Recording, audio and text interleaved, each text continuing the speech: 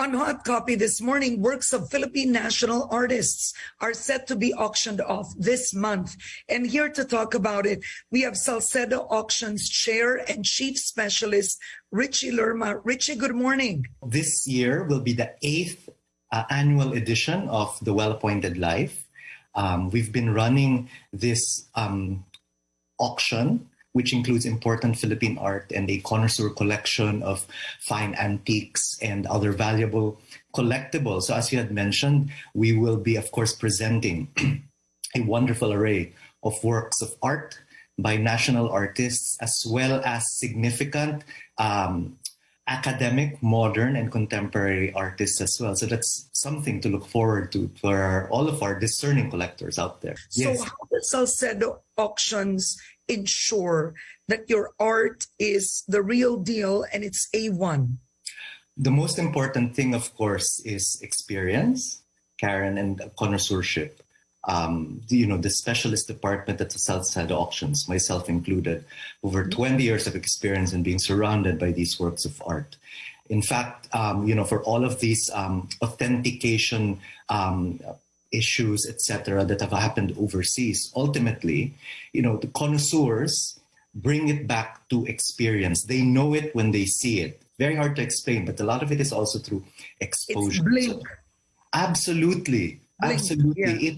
When you've seen enough, and that's where experience comes in, when you've seen enough works of art and pieces of unquestionable authenticity, when you are confronted by a piece that has some questions, whether it's stylistic, whether it's in terms of the material, for example, or something very important to consider as well, Karen, provenance. Yes. Provenance, it's the route that the artwork takes from the studio all the way to the current owner. If there are any holes in the provenance, that is something that we question straight away. Something must also be said regarding all of these certificates of authenticity. I'm sure that people have been, bandying about, etc. We at Salcedo can confidently assess which certificates of authenticity hold water and which do not. So a lot of that is, of course, again, from experience, from discernment, etc. Putting that all together, of course, plus we put our name on the line when it comes to presenting these works, and we will stand for the works. That's very, very important.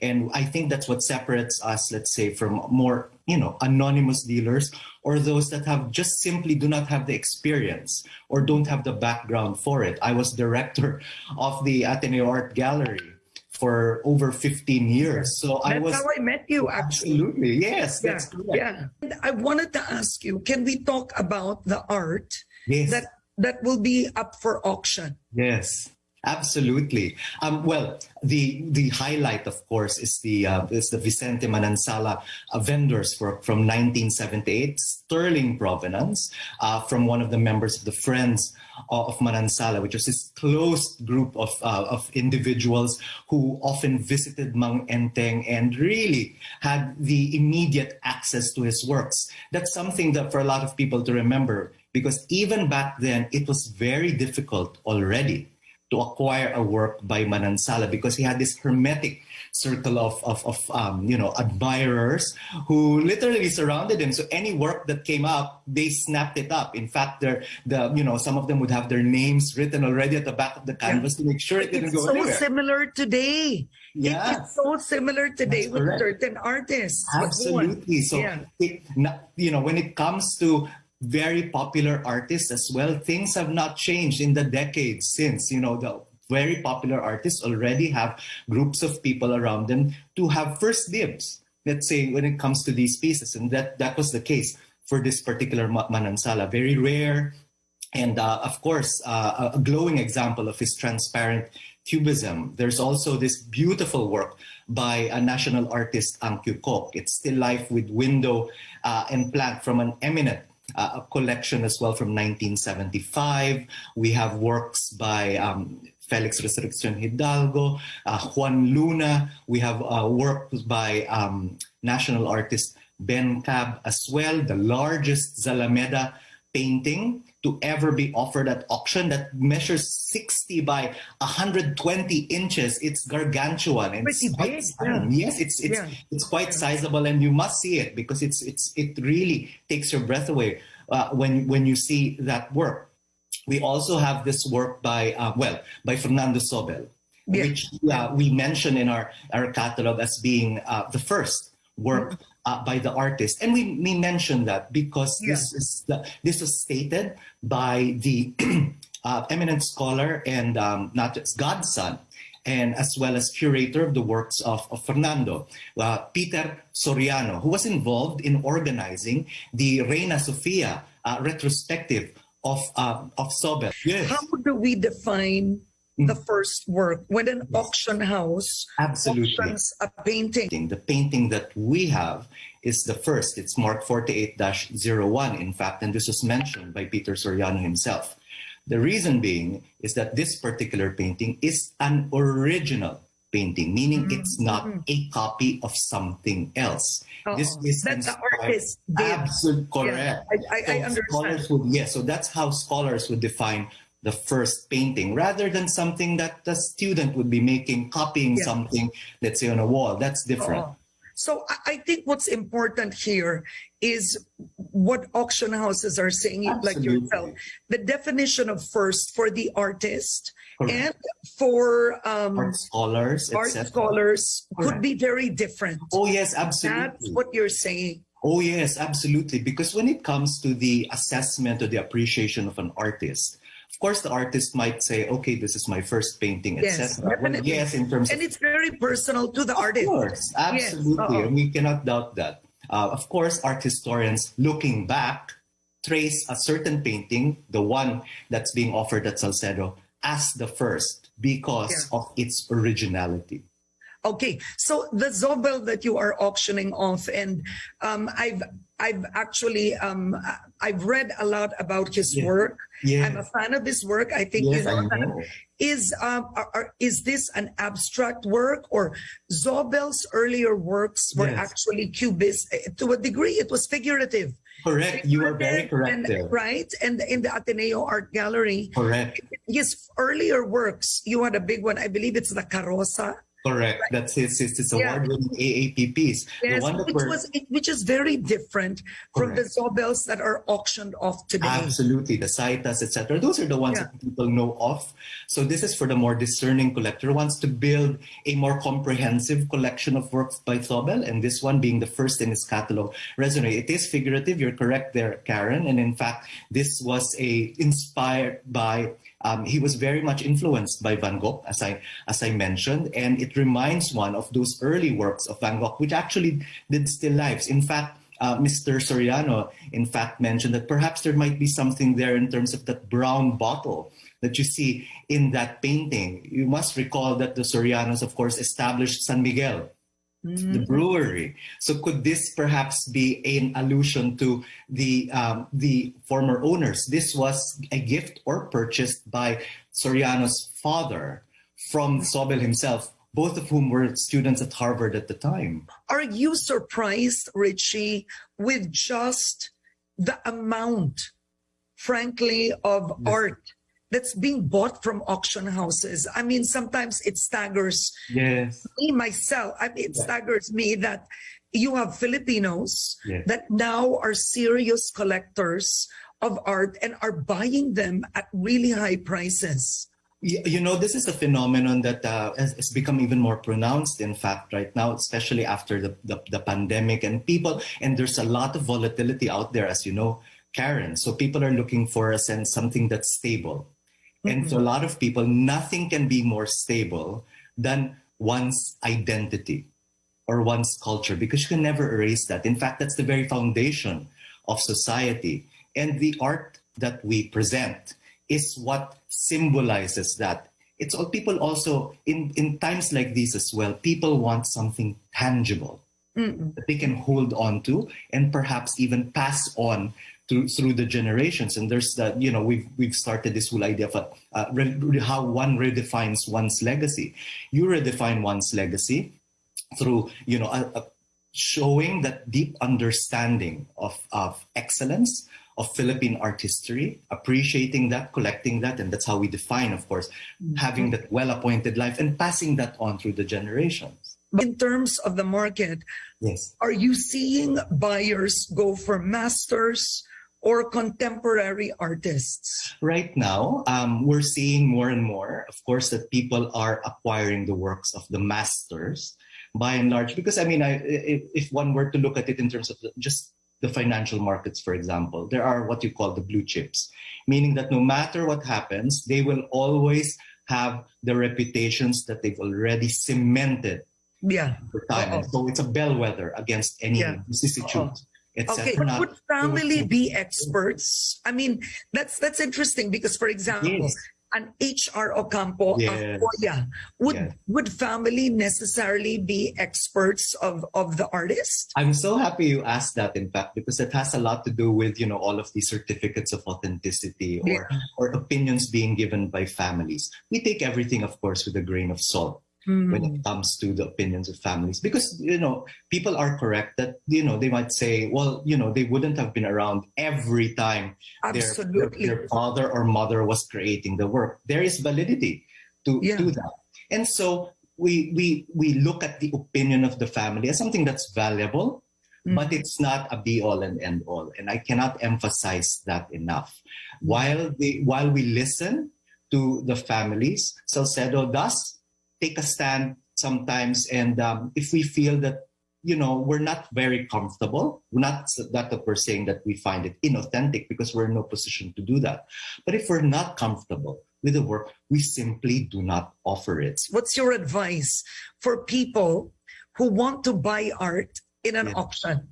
What we'd like to emphasize here is Salcedo follows the international standard in terms of reserve prices. If you look at the prices that we publish, for example, Karen, remember there's a low price and a high price, right? The low estimate is what you, if your bid ends there and there are no further bids, you are 100% assured, at least so far as Salcedo is concerned, and the international auction houses, that you can win the bid. There's no such thing as, oh, there's a real price that's much higher, etc. Because that's not fair to the people that take the time to bid. Absolutely. If you come in to bid, you want to know that you have a chance of bidding. And so I will always question all of these things that I hear thereabouts, that, you know, there's a reserve that's set higher. That's not fair. And in fact, that's not fair trading. Of course, the reserve will always be at the low estimate or lower. And you will experience that only at Salcedo auctions. Okay. When you bid for something, what are the rules? Can you decide not to buy it? Yeah, well, at the end of the day, when the piece comes to auction, you have the option, of course, to bid or not. And some people I know, they hold back, hoping that, you know, they don't want the price to go up so much, and so that they won't. But can you change your mind?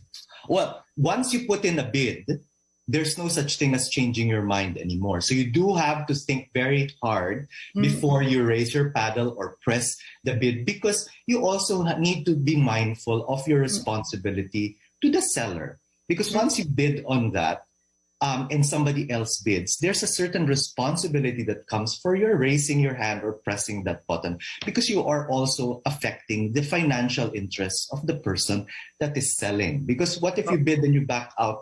Then in a way that also destroys the artwork, and that's not fair to the owner as well. So we really try to enforce that once you put in the bid, you are good for it. Okay, now here's something interesting. I've seen auction houses, correct me if I'm wrong, auction historical artifacts at some point, right? Yes. And right now you have some senators, Senator Marcos being one of them, saying that they want historical artifacts to be owned by government instead of it being bidded out to go to private collectors. So here's a statement from Senator Marcos. It cannot go to the private hand sana. If it's so significant, so pivotal in the career of the artist or significant in the history of the Philippines, kinakailangan mauna ang pamahalaan sa presyong kaya. kahit bayaran na overtime at wag mapunta sa private collection. This is an interesting discussion because in the past, I've wondered, you have letters of national heroes that are being bidded out and it will go to a private collector. And I've asked, shouldn't that be in the National Museum? I completely agree, Karen, and it's a wonderful thing that Senator Marcos has in fact proposed that, because that is in fact the practice overseas. Okay. Artworks and artifacts of immense cultural value, the state would usually have, like I still remember right now, there's a story, what's going on in the UK, for example. The most important portrait of Sir Joshua Reynolds is going to go to market. So what the state is doing is they're putting together the funds to be able to acquire it instead of it going to private hands, and so that it can end up in the National Gallery. How wonderful it would be with the Philippines finally, puts together an acquisition fund to be able to, of course, these letters, these artworks, one has to be fair to the owners, because if it is private property, then all right, by all means, acquire it from them. Let the state acquire it for the civic good. And I fully. But then, unless there's a law, a private owner would still want the best price. Of course, that's the problem, right? That is correct. Yeah. And so, to be fair, in fact, the Joshua Reynolds, for example, I know that they're trying to put together, I think, 50 or maybe even 100 million pounds. Yeah. Because that's the going rate for a Joshua Reynolds, considered to be the most important portrait of his, and it's fair market. And therefore, it's being fair to the owner as well. We cannot, we live in a democratic society, and private property is private property. So we will pay them what is due to them. Let the state pay that, what is due to them, for the good of the majority. And I think it would be wonderful for, these documents or even these artworks, for example, to come to a public collection for more people to enjoy. But I'm curious, in your history with Salcedo auctions, what was the one artwork that you auctioned off that you were extremely surprised at its closing price? Well, definitely, the one that was all over the papers, and I'm sure you remember that. This was the Spoliarium Boceto. For example. Actually, that was covered even in ABS-CBN, I believe. Yes, that's right. Yeah, by CES, if I remember. Yes, that's right. Yeah.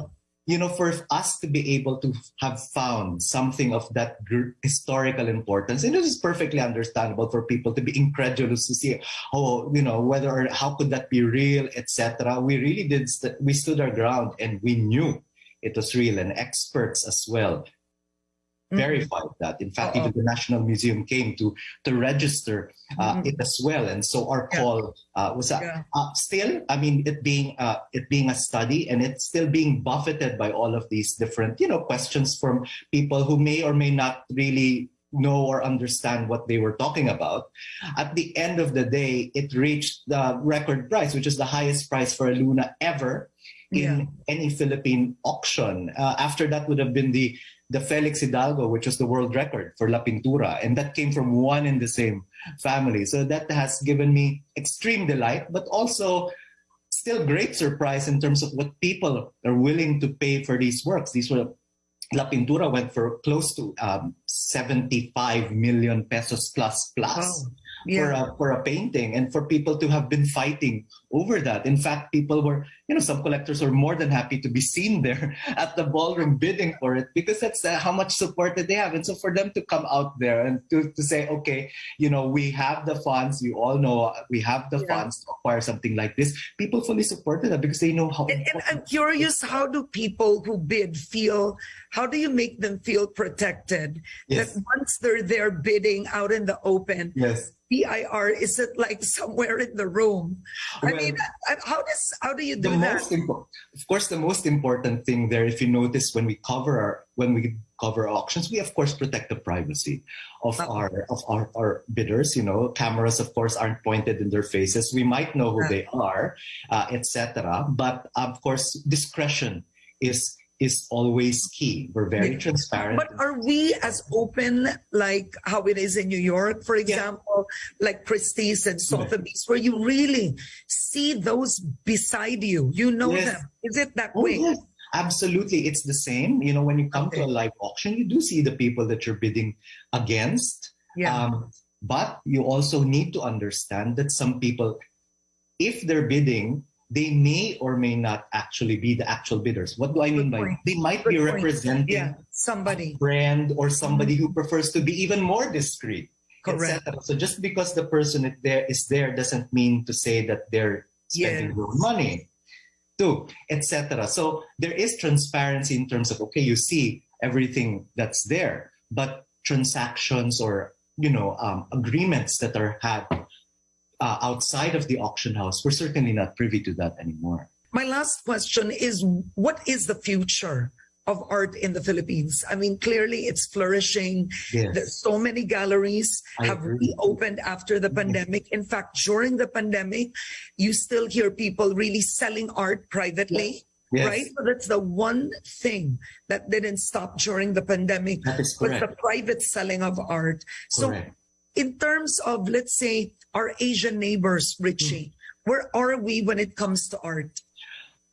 So a lot of people can be quite surprised about this, but it's already quite well known that the Philippine art market is one of the most bullish in the region. In fact, perhaps one could say in terms of regional art making, we're very much up there. I think even Japanese art or Chinese art, for that matter, sort of like slowed down in light of everything that's, with the pandemic, etc. Meanwhile, the Philippine art market is really steaming along in terms of, the frequency of our auctions, even for ourselves. I remember there was pre-pandemic, we were doing 5 or 6 auctions. Now we have an auction every month. In fact, in between then, our Salcedo project, we actually have, exhibitions in between. So we're very fortunate in that, So there's just so much art pre-owned, so to speak, that's being sold, and so many buyers. There are, and it's growing, and as long people becoming more familiar with Salcedo auctions and with all of these pieces that are coming together. Of course, through years of building this reputation and people having that assurance that they can come there and they can bid and they know what it is that they're bringing home is the real thing that has driven the market, I think, even further in terms of that growth. So wonderful prospects for art. One thing that I will also advise people as well, when they see these prices, don't get scared. A lot of these prices, records might be set, etc. That's a good thing for the Philippine art market. But you'll also be surprised. You can get well-priced art in auction, you can, right? Absolutely. You'll be surprised. You'll be surprised because, like I said, a record price might be hit simply because you had 2 or 3 people that really have big pockets and wanted it so much. And so it climbs, etc. What's very important is you need to look at the results across time so that you will see where the actual price of an artwork is. When is the auction? Just give us the date. So the auction is on September 17, live and online. Online at salcedoauctions.com and live at Next Tower, 6786 Ayala Avenue. It starts at 2 p.m. on Saturday, the 17th of September. The public preview opens on the 9th of September. So we look forward to seeing you. If not online, please come to the sale room to see all of these wondrous pieces that we have on offer. All right. On that note, Richie, Lerma, thank you for being on Headstart. Good luck to you and good luck to Salcedo Auctions. Thank you very much, Karen. Looking forward to seeing you. Thank you for having me.